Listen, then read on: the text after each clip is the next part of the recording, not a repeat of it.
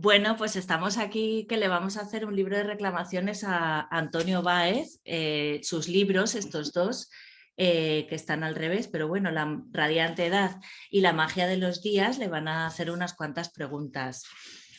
Antonio Báez ha publicado varios libros de cuentos, que además ha hecho alguna promoción ahora con este que es el último, ¿no? Mucha suerte, Griego para perros, Recuerdos del pelo largo, además de relatos sueltos en diversas antologías como Velas al viento, Los microrrelatos de las naves de los locos y Mar de pirañas, Nuevas voces del microrrelato español o en revistas digitales como Penúltima. En Talentura han aparecido con anterioridad estas dos novelas, La memoria del gin tonic y La magia de los días. Trabaja como profesor de secundaria en un instituto de Málaga donde da clases de latín, griego y cultura clásica. ¿Puedes responder a alguna pregunta en latín o griego? No nos importa, aunque no te entendamos nada. No os preocupéis, no voy a hacerlo, no sería capaz tampoco. O sea, tú eres de las personas que dicen, es que habla latín. Y dice, pues sí, pues habla Sí, latín. Háblame, o musa, del varón. la épica. Épica.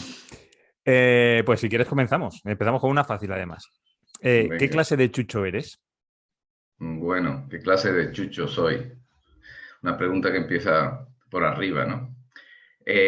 A ver, es una de esas preguntas que no sé ya en qué libro de los que has enseñado está, pero que si soy algún tipo de perro, que supongo que lo soy, es un perro callejero, un chucho.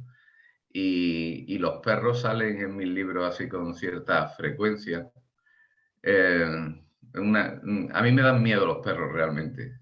A mí cuando se me acerca un perro y me pongo muy nervioso. Tengo que tener mucha confianza con el perro para que yo esté tranquilo.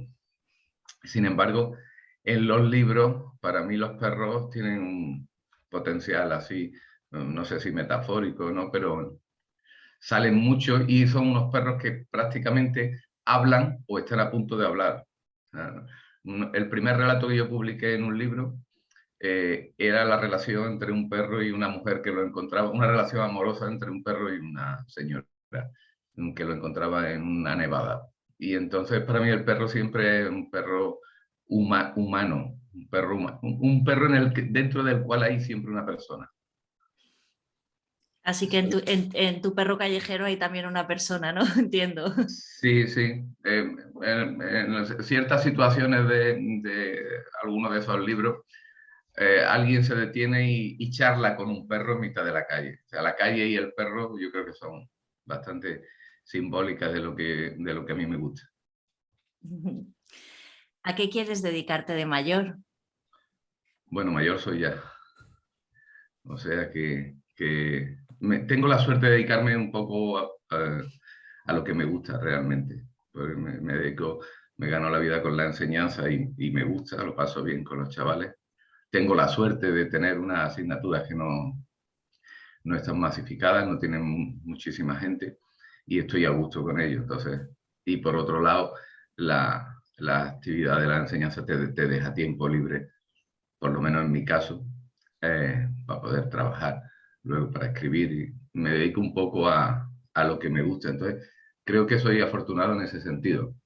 Y como voy a ser un poquito más mayor dentro de poco, pues eh, cuando me jubile, pues me gustaría seguir haciéndolo. Lo que me gusta que es callejear como un chucho. Mm, entonces, ¿de qué te ríes? Uf, me río. Pues no quiero ser así pretencioso, pero yo creo que me río un poquito de todo, ¿eh? Sinceramente, eh, me da risa casi todo. Hay cosas que, hombre, que son grandes tragedias y no te puedes reír de ellas. No te puedes reír de ellas en el momento. A tiempo pasado todo el mundo se ríe de todo, creo yo. Y hay que reírse de las cosas porque si no se te vienen encima. Entonces me río, siempre que puedo me río. Y, y me río de mí mismo, intento, por lo menos, que el primer objeto de la risa sea yo, para poder reírme de cualquier otra cosa, pues para tener como argumento para reírme de otras cosas, mejor que me haya reído de mí mismo antes, ¿no? Así que me río bueno, siempre que una situación dé de pie a la risa está bien. Anoche me reí mucho, anoche me reí mucho. Estuve con unos amigos que hacía muchísimo tiempo que no los veía y me reí mucho, nos reímos todos mucho y estuvo muy bien. A ver si no se nos han agotado las risas y nos reímos un poco aquí también. ¿Por qué brindamos? Mira, Así me que, vas a sacar. Qué a tono, Fernando, ¿no tienes algo No, para brindar? Jolines. tengo agua, Bueno, tengo agua. ¿y por qué Pues, brindamos? pues mira, anoche brindé mucho también. Eh, yo creo que hay que brindar, así, un brindis es así como un acto simbólico que está muy bien, que es un poco, te hermana, ¿no? Con la gente con la que estás.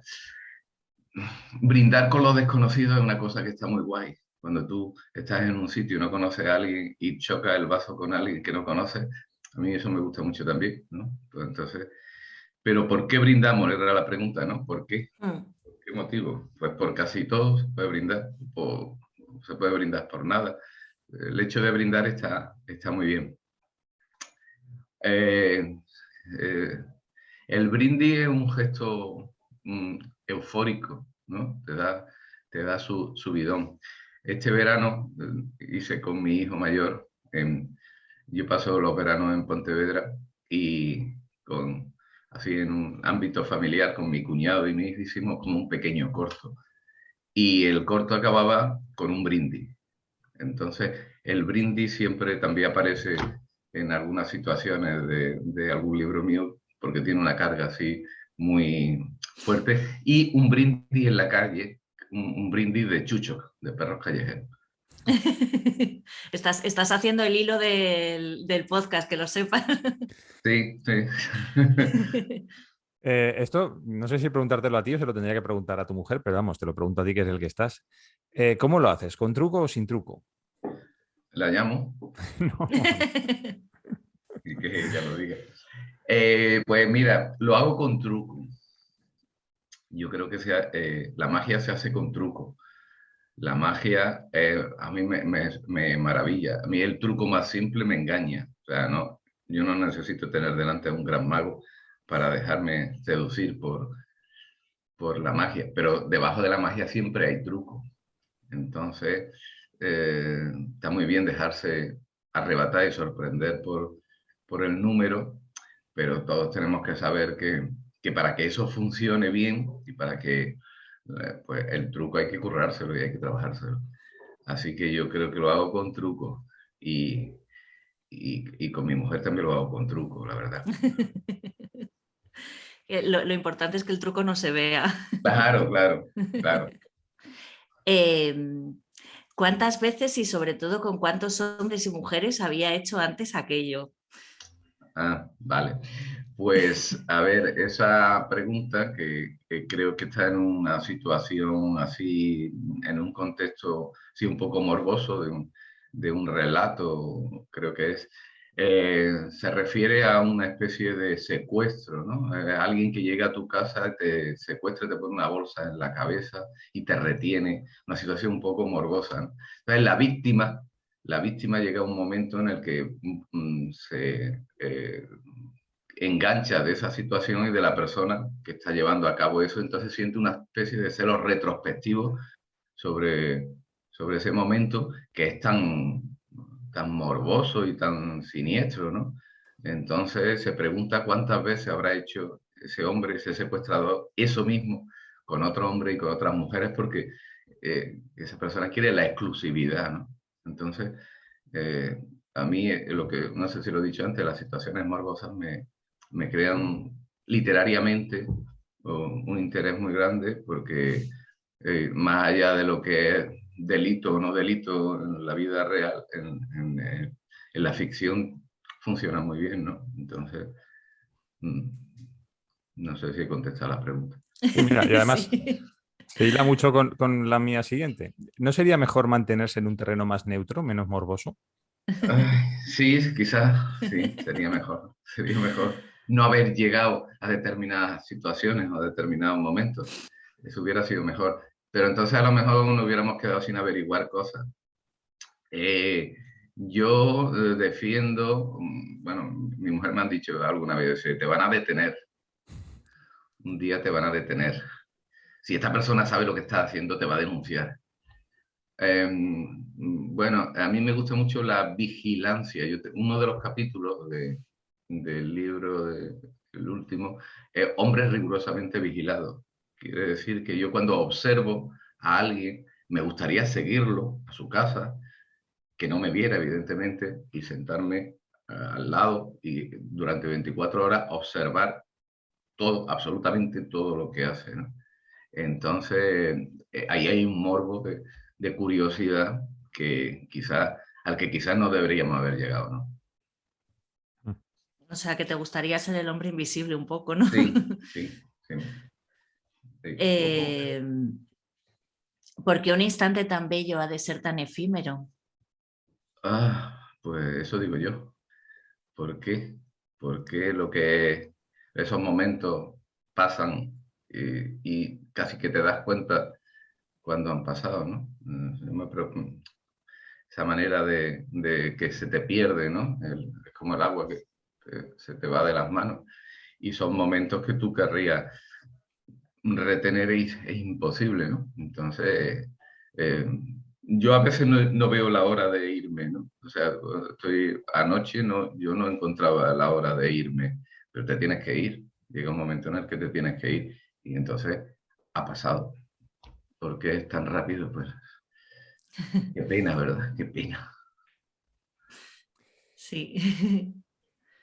Y en ese caso, ¿por qué no te conformas solo con la historia? Ah, Somos solo con la historia, ahora que digo yo esto. La historia. Ay, la historia. Sí, cuando nos cuentan una historia, ¿no? Nos cuentan una historia y queremos sacarle a la historia una enseñanza o queremos sacarle un partido, queremos sacarle un rendimiento. Y a mí me gustan las historias por la historia en sí misma, ¿no? No pretendo, yo cuando leo un libro no pretendo que me enseñe absolutamente nada. No espero una enseñanza. La puedo encontrar por el camino, te digo que no la encuentre, pero las historias en sí mismas son muy interesantes. La historia sin desenlace, la historia sin nudo, la historia sin presentación, o sea, un algo que alguien te cuenta y que no va más allá que eso, eh, a mí me... Yo a veces cuento una historia y la historia empieza con unas expectativas muy altas y la gente se queda esperando. ¿Y qué? Digo, pues ya está, nada más, que no había nada más. No, ¿Y para qué vas a escribir un libro? ¿Para qué? ¿Para qué? Eh, es que no sé si que creía que me desconectaba. Eso me pregunto yo, ¿para qué va cuando ya hay tantos libros escritos? ¿Para qué seguir escribiendo libros? Cuando ya hay gente que lo ha escrito también, ¿para qué vas a escribir tú un libro si sí, quizás no eres capaz de escribirlo también como lo han hecho otros, ¿no? Y sin embargo lo haces, porque tú también tienes que contar tu pequeña parte de la historia. A mí me interesa, yo cuando escribo algo, eh, como yo no tengo la servidumbre de dedicarme a la literatura, no vivo de esto, pues escribir una cosa que solo pueda escribir yo. ¿No? Si lo puede escribir cualquier otra persona, no tiene mucho sentido. Ahora, si es el punto de vista o la manera de contarlo, eso es un poquito más particular y tú te apropias de esa manera de contar o de ese punto de vista, pues él tiene más interés. Entonces, a pesar de eso, pues por eso escribimos algún libro que a lo mejor no tiene mucho valor en el conjunto, pero en un rinconcito puede que sí, ¿no? ¿Y qué quieres que haga yo con el libro? Eso, eso es. Pues mira, puedes calzar una mesa, una silla. Hoy día nadie sabe qué hacer con los libros. Yo soy, en el instituto en el que trabajo, soy el bibliotecario y me traen donaciones de libros que a veces son interesantes tenerlos en la biblioteca y otras veces pues no tienen interés tenerlos allí. no son libros que en una biblioteca escolar se vayan a mover. Y sin embargo la gente, es que yo no soy capaz de tirarlos. Digo, bueno, entonces los tiro yo. Entonces el libro tiene un prestigio del que nos hemos quedado enganchados. No somos capaces de tirar un libro, pero tampoco somos capaces de leerlo. Entonces, quien te viene a veces con ese libro tampoco tiene interés en leerlo. Digo, bueno, entonces, a ver, si no sirve para leerlo, pues hoy no vamos a calzar la mesa porque tiene las patas equilibradas, pues lo tiramos, ¿no? Entonces, un poco eso, ¿no? De eso hemos hablado también y sirven también para forrar otros libros. Claro, hoy los libros se hacen esculturas, ¿no? Tú vas a las bibliotecas y con los libros que no saben qué hacer, hacen como una escultura por no tirarlo, o sea, por darle al libro ese valor simbólico que tiene y del que nadie quiere dudar tampoco. Es que un libro, quemar un libro, ¿no? Quemar un libro. Yo a veces digo, lo mejor que podíamos hacer es quemar los libros y así reaccionábamos. O sea, imagínate en el instituto donde te están quemando los libros. Entonces se produce una reacción de defensa a los libros. Pues venga, pues si los vamos a defender, vamos a leerlos. Eso, muy bien. ¿Cuándo dejó papá de hacer sombras o cuándo dejamos nosotros de pedírselo? Oh, y la sombra en la pared, ¿no? Eso, sombras chinescas. Pues sí, a mí mi padre me hacía sombras así. Yo llegué a vivir en el campo y llegué a vivir bueno, pasé tiempo en casa de mi abuelo y conocí la luz de candil. La luz de candil es una luz fantasmal, pues es una luz que los objetos se mueven, todo tiembla. Y entonces yo no sé si mi padre me hizo sombra chinesca 2 veces, 3 veces o 300, porque los recuerdos infantiles con un solo detalle ya te parece que aquello era frecuente y que siempre ocurría, ¿no? Pero tengo ese recuerdo de eso, de la sombra, y me seduce mucho eso, esa magia de la sombra en la pared, que la sombra es así un poco deformada, ¿no? Por esa luz tambaleante. Y hace poco vi, o me inventé que vi, a un vecino que yo tengo en otro contexto, haciendo, yo lo vi a través de la ventana, así como espiando, siempre estoy espiando. Y una persona que yo veo que siempre está aburrida, ¿no? Estas personas que tú dices, qué vida más rutinaria y tal. Y de pronto lo vi haciéndose sombras en la pared. Digo, hostia, qué mundo, qué guay. ¿Qué estarán encontrando ahí, no? Hostia, me pareció una pasada. Y desde entonces lo veo con otros ojos completamente distintos. Y también tengo que decir que seguramente lo estaba haciendo sombras, que todo me lo inventé. O sea, estaba haciendo otras cosas, hizo un gesto y yo dije, está haciendo sombras. Es más chulo pensar eso. ¿La maldad se entiende con la maldad? Ostras, pues la maldad es muy jodida. La gente mala existe, yo creo que la gente mala existe, no soy nada ingenuo.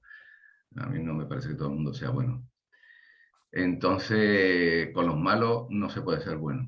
A los malos hay que señalarlos rápidamente, controlarlos y no dejar que se escapen. Entonces, hombre, no puedes utilizar exactamente las mismas armas que el malo, pues si no, tú también eres malo, ¿no? Pero para entender la maldad hay que tener un pensamiento malvado también. O sea, una cosa es la práctica de la maldad y otra cosa es el pensamiento malvado. Y para entender determinadas cosas y controlar determinadas situaciones hay que ser malo de pensamiento. Yo es que no en ese sentido soy muy poco ingenuo, creo que pragmático para resolver eso, ¿no? Entonces, cuando ve a alguien malo, para entenderlo y para controlarlo, tú tienes que pensar, creo yo, tienes que pensar con sus mismas herramientas. Y luego actuar, evidentemente actuar de la misma manera no puedes porque entonces eh, eres como él. Pero bueno, poco, no sé si he contestado la maldad. Sí. Maldad. Ahora tenemos a Putin, que es muy malo. Y a Putin, qué malo es, qué malo es. Putin es muy malo. ¿Y antes era bueno? O sea, Putin ahora es malísimo, pero es que hace unos días Putin era bueno. O sea, Putin ahora está haciendo cosas malas. Antes no las hacía, pero quizás las pensaba, ¿no? Entonces, a Putin Seguramente. se le veía venir también, ¿no? Tú al malo lo ves venir, ¿no? Pero claro, cuando te conviene, pues te conviene Sí. ser aliado del malo o estar en contra del malo. Pero el Sí, malo siempre, efectivamente tienes que tener ahí el pensamiento de cómo lo miro esto para saber si es malo o no.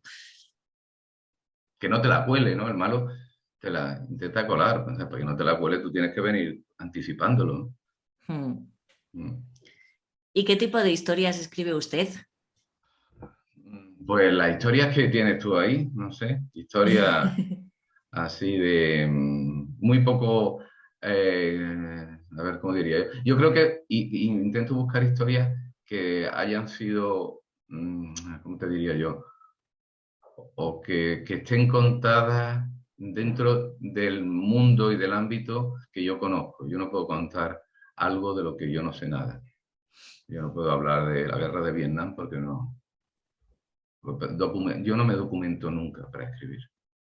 O sea, incluso cuando he hablado de temas que mi primer libro iba, una de las situaciones que trataba era el Alzheimer, la pérdida de memoria. El Alzheimer nunca mencioné esa palabra, pero bueno, en una persona mayor que pierde memoria y pierde facultad y tal. Y, ¿te documentarías para esto? Digo, sí, sí, documenté mucho. No, no me documenté absolutamente nada. O sea, eh, la observación, a mí me gusta escribir por medio de la observación. Yo cuando tengo que abrir un libro de historia para hablar de lo que ocurrió en 1500, en 1500 yo no sé lo que ocurrió, pero tú que me lo estás contando tampoco.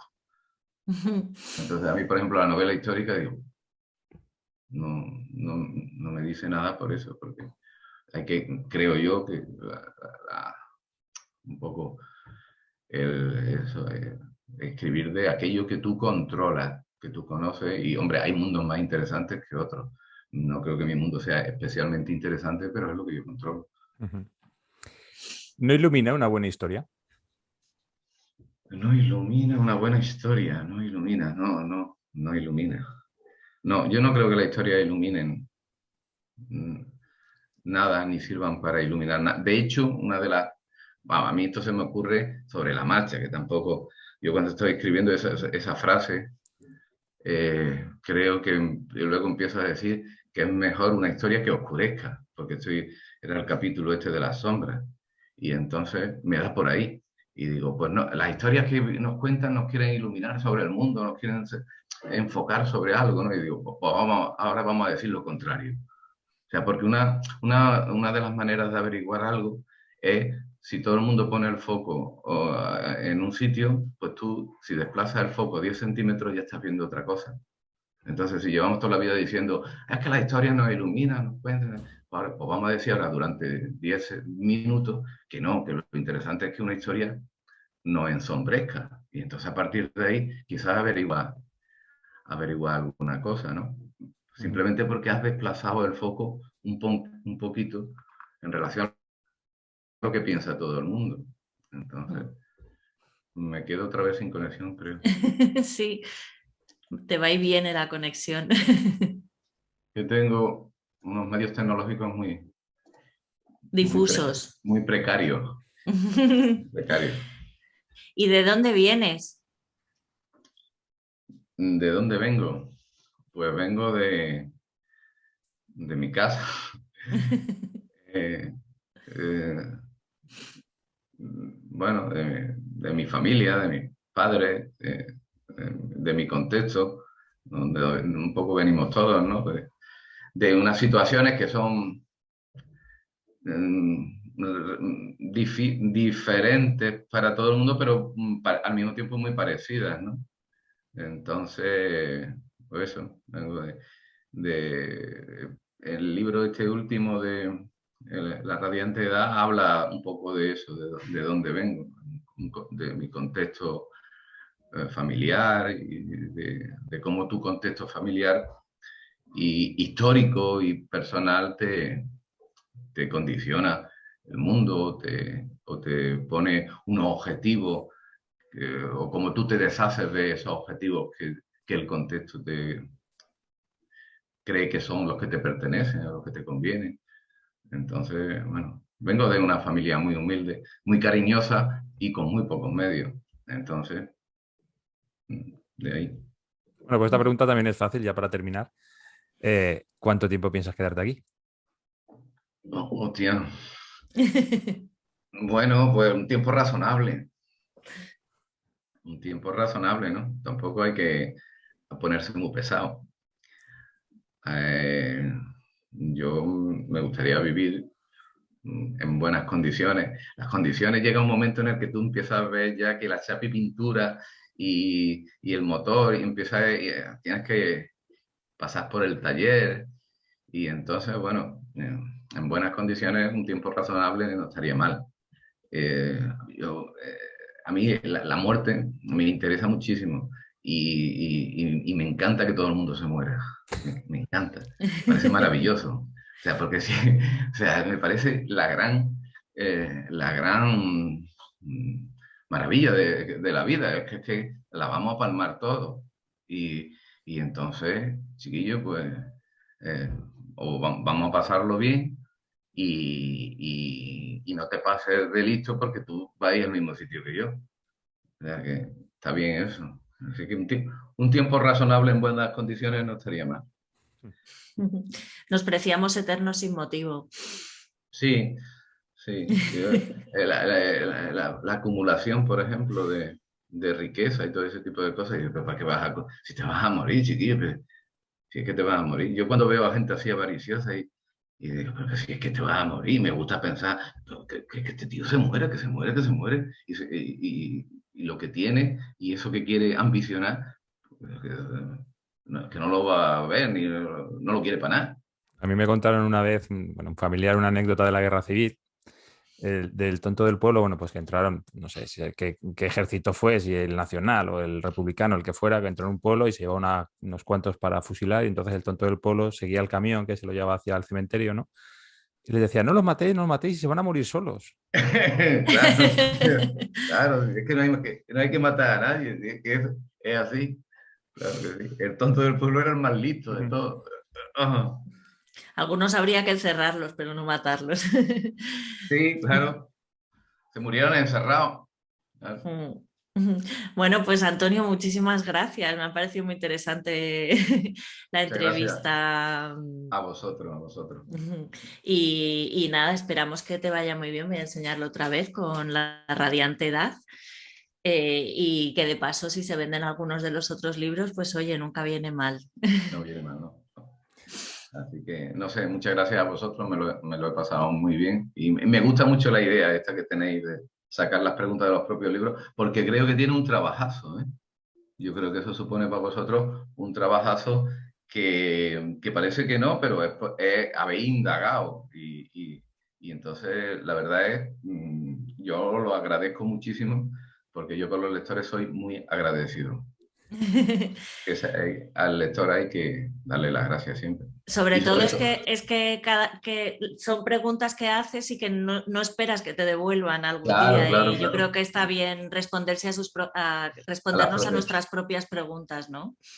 Me parece una idea genial, la verdad. Muy bien. Gracias. Muchas gracias, Antonio. Bueno, pues nada, que tengas un buen día. Igualmente, lo pasáis bien. Feliz ibuprofeno. Venga, Hasta luego. hasta luego. Chao. Adiós.